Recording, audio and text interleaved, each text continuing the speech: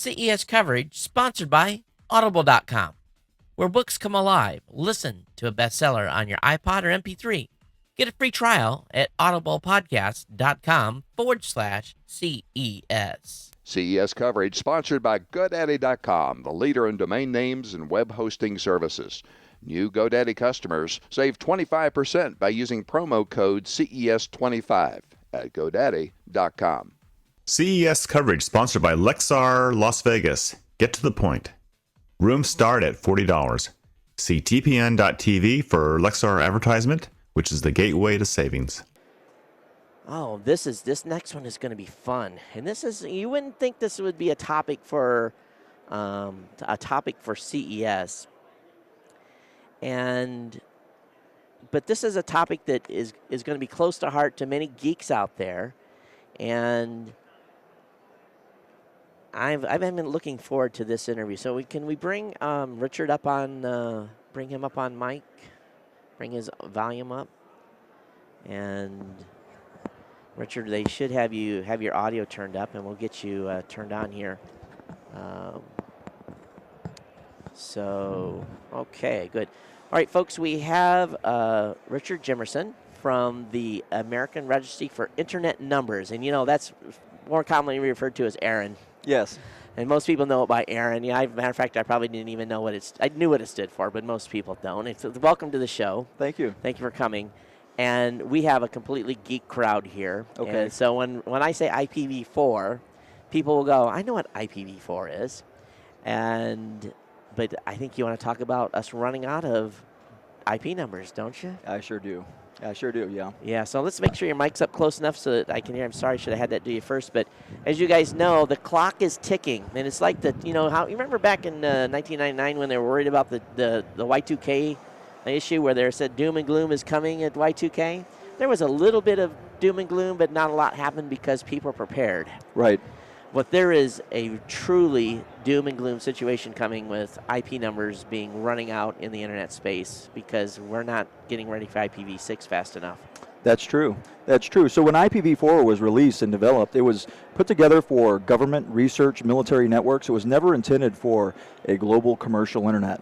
Then in the early 1990s, when the commercial internet began to grow, the designers of the internet realized IPv4 is not going to be enough for that.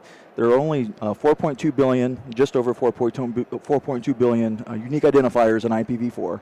So they started working on the next generation of the internet protocol. Right. That ended up being IP version 6, and they released that in 1999. Now, we've been working with people to deploy IPv6 all these years, but a lot of people made predictions back in the late 90s and the early 2000s that the only thing that was going to drive wide-scale IPv6 adoption was the full depletion of the IPv4 resource. And that's actually what's happening. This year, we're running out of IPv4 address space. So what does the doomsday clock say? What do you think when do you think we're going to run out? I know it's the timeline shortened because we're starting to use more IP devices, and it's that they're just being sucked out at a faster rate. So what do you think when we're really going to be in trouble? It's going to be this year. Now, there are two different free pools that we're looking at. There's the Internet Assigned Numbers Authority free pool of IPv4 address space. That's where the regional internet registries, ARIN being one of them, go to get our IPv4 address space.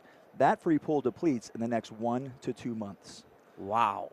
So in other words, if I'm a big carrier, if I'm Time Warner, and I need a block, you assign me that block of IPs. I get to use those. Those basically, I own those now. I don't know if they own them, but in other words, they're assigned to me. Yes. And I use those block up, and then when I need some more, I go ask you for some more. And and at some point, you're going to say, sorry. That's right. We have given everything out. That's right. When the IANA free pool depletes in the coming months, each regional internet registry will be left with their final pool of IPv4 addresses with no opportunity to go back to the IANA and get more. Our free pool of IPv4 address space will last anywhere from days to months, depending on the demand in our regions. We expect at ARIN, for the first time in history, to be telling internet service providers, content companies, large enterprise companies this year, when they come in to request IPv4 address space, that we have no more to hand out, that it will be depleted. So for a large internet service provider, can they mitigate some of that by setting up separate subnets within their networks and building stuff behind the firewall to, kind of do their own network within a network? Can they extend the time that they need? Yeah, they can. But that's a whole rework. It's going to be tough. So this is the issue for residential broadband providers. So you're describing residential broadband providers. When they run out of IPv4 address space at the registries, they still have to turn on new subscribers to the internet. That's They right. still have new people they're bringing on. Now what they're going to be doing is they're going to be dual stacking these subscribers. They're going to be giving them IPv4 and IPv6. Right. To give them IPv4, they have no new IPv4 addresses. So what they have to do is they may be faced with having to remove the uniqueness of the IPv4 addresses that exist at the residence today and bringing that back and creating an additional layer of NATs. So today you have a unique IPv4 address at your home. That may get taken away from you. You may have to share that across 20, 30, 40 different users, and not just the IP address, but all the ports associated with that. And that can have an impact on the user. Right. It could increase their latency, it could break some applications for them, and it's going to be tough. So there's a race to adopt IPv6 at the service provider and in the content space. So where are the service providers? Because I'm assuming, the device manufacturers are using a lot of IP. So I'm assuming that the telcos with mobiles, your Time Warners, those are big users. Big multinational corporations are using big blocks of IPs. You got universities. Well, they're kind of on their own. They're kind of semi-protected, but maybe not. But are they going to make it? Are they going to be ready for IPv6? They have to be. They're working on it right now. This is not the early 1990s. That's so right. You're not hearing a lot about this. So in the early 1990s, when the global commercial internet was spinning up for the first time, there was a lot of incentive for people to communicate with each other about what they were doing, how they were doing it, because everyone was going to get rich, right? Yep. Today it's about competitive advantage. So in certain industry spaces, organizations are going to get ready for IPv6, knowing that IPv4 is running out, but they're not going to share their information with their competitors. Right. So there's this misconception out there that IPv6 is not deploying when it actually is. I think it is, yeah. Yes, absolutely. And most newer installs of on this machine here, I think I'm running, this is Vista. That machine's running Windows 7. These are IPv6 ready as far as I know. They are. But I don't know if Windows XP is IPv6 ready. Windows XP Service Pack 2 was ready with IPv6, yes. So then probably everyone on the computing front is probably pretty much ready, with maybe some folks that are running Linux are going to have to make sure that I'm sure they're ready as well. But most Linux distributions support IPv6 already. The Mac OS supports IPv6. So where's the holdup? Is it because the NAT structure is not ready for the router changes, or where's the problem? The problem is that we need to move all of the content on the internet to the IPv6 network. The IPv4 network's not going to go away. We're going to run dual networks for a very long time. Right. Before we can make the IPv6 internet the dominant network and start moving away from IPv4, all of the content has to be on the IPv6 internet. That's a big challenge to get all of it there. It's already started to move, but there's a lot more to be done. And also all of the consumer electronics devices. Today, if you go to an electronics store and you buy a device and you bring it home, likely it's IPv4 only capable. That's right. We have to reach a point where you can go to that store and buy that device and bring it home and it does V4 and V6. Because when users have to start going through multiple layers of IPv4 NAT to reach their content, things are going to slow down, things are going to break for them. The only way they get back to that user experience that they're used to is if they're using IPv6 themselves, and their providers are going to make sure they have that, and the content they're trying to reach is also on the IPv6 internet, then they bypass those NATs. And that's what we're striving for. I got you. So consumers are going to have to start asking when they go to store, is my new mobile device IPv6 capable? And that, the average sales guy may not know that. That's true. They may not know it today. So in a lot of companies, we have a lot of cases where people will come to us and say, I've tried to reach this vendor, or I tried to call this provider and ask them about IPv6, and they didn't know anything about it. Where, in fact, we know that company is doing IPv6. A lot of companies have worked on IPv6. They've implemented it. They're starting to push it out, but they haven't done that last step. They haven't done the marketing, and they haven't pushed it out to the sales team yet to let them know what's going on. And that's coming this year, I think. So maybe it's not so doom and gloom. Maybe it's more of an awareness thing? It's certainly an awareness thing. If you're an organization that has an IP stack in your product or service, or you're delivering content, and you're not working on deploying IPv6 in that yet, you have to start right now. Besides doing this, I have a company, and we have 13, 14 servers. Not a lot, small number of servers. But still, each one of those have a IP assigned to it, and they're through a commercial hosting company. But I know that from a geek point of view, all those machines are IPv6 configured. I think we have the this right bits and pluses, minuses. As a matter of fact, the guy that does that just left here a few minutes ago. But I think it's a big challenge. Are we going to see outages? Are we going to see devices just go dead? Or are we? Yeah. So people who are delivering content on the internet, it's not going to be too difficult for them. What they need to do, if they have someone hosting it for them, is contact that hosting company. Make sure that hosting company is aware of the fact that they demand IPv6 network connectivity to their services, right. And they can make that happen.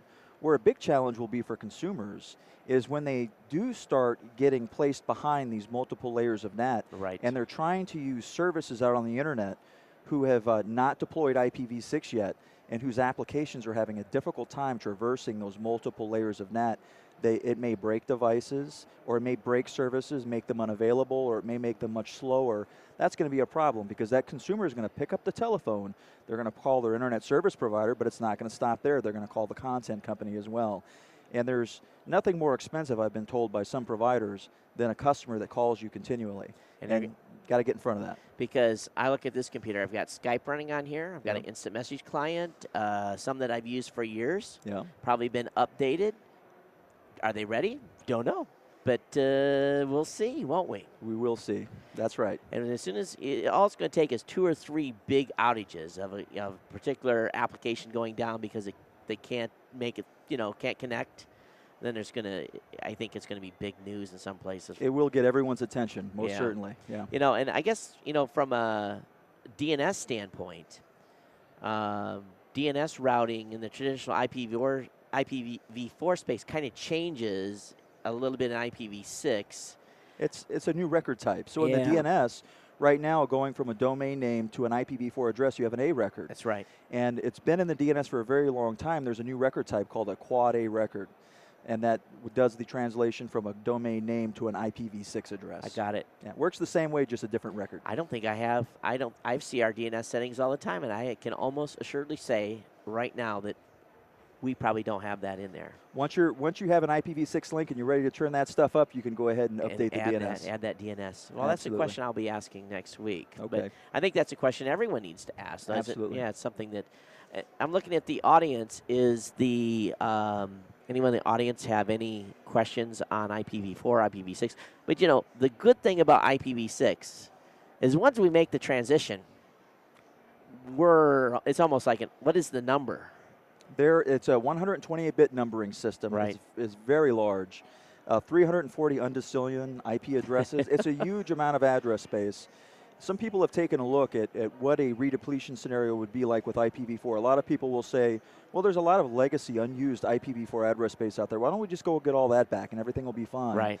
That's not necessarily true because even if we were to get all of the unicast IPv4 address space back to start over today, at the current rate of demand worldwide for the resource, it would take approximately 10 years to fully redeplete that resource. Right. With IPv6, using an equal or parallel size prefix, when you're counting, for IPv6, it'll take millions or billions of years at the current rate of demand to deplete that resource.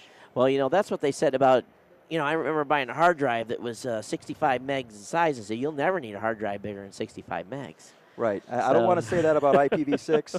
I really think something else will come along that'll change the way that we network with one another before we run out of IPv6 addresses. It's going to take a very long time. And you also have to keep in mind, though, we're going to be doing things that we're not doing today in the next couple of years. True. And because there's no longer a shortage of IP addresses, there's no longer a scarcity. If you're using IPv6, you're going to statically assign IP addresses to things that you never thought of doing. And I can't wait for that. Me either. Because actually, I think internet service providers hate the thought of us having static IPs. I don't know about that. Some of them might. Some of them might, but I love the because it just opens up a whole new world of possibilities. It does. And along with it comes some headaches, but it's going to be a lot of fun. It surely will. Well, Richard, thank you for coming and sharing. And I hope the audience got something out of this. And if nothing else, it kind of got me up to speed on where IPv4 is been and is about to end, and where IPv6 is going to pick up and take over. Thank you very much for having us. Thank you so much. Today. Appreciate you coming out. Thank you, sir.